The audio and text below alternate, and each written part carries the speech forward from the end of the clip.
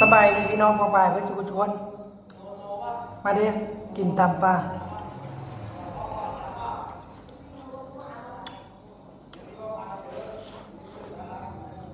อืมอืม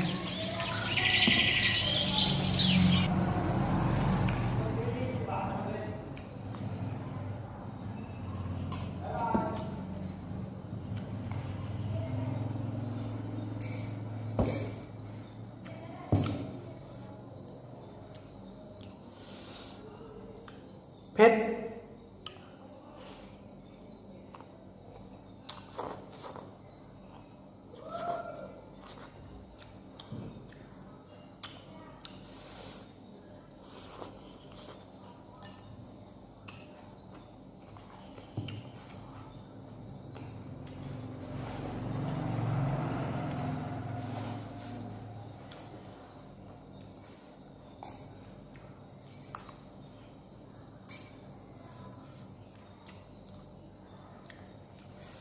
ทางเผ็ดทางแซ่บ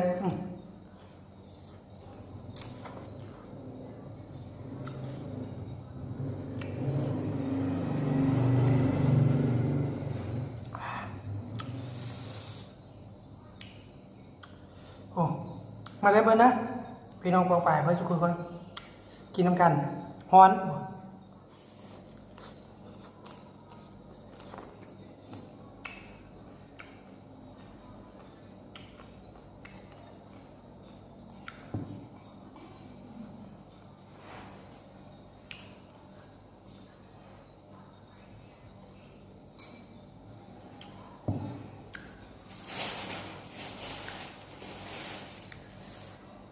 พัก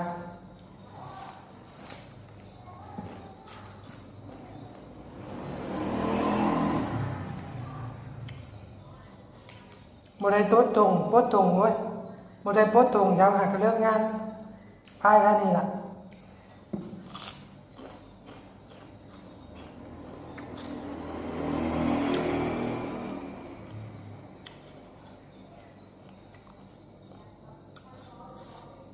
สิมีเสียงดังก็ต้องขอโทษขออภัยเด้อแบบ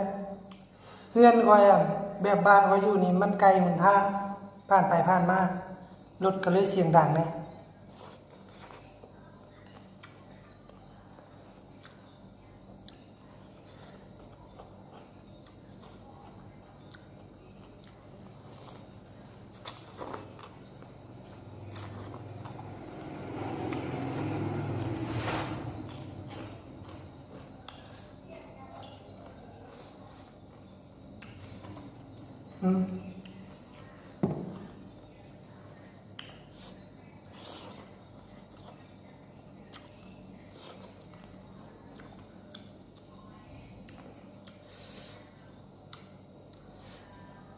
40 บาทก็หลายได้ไปน้อง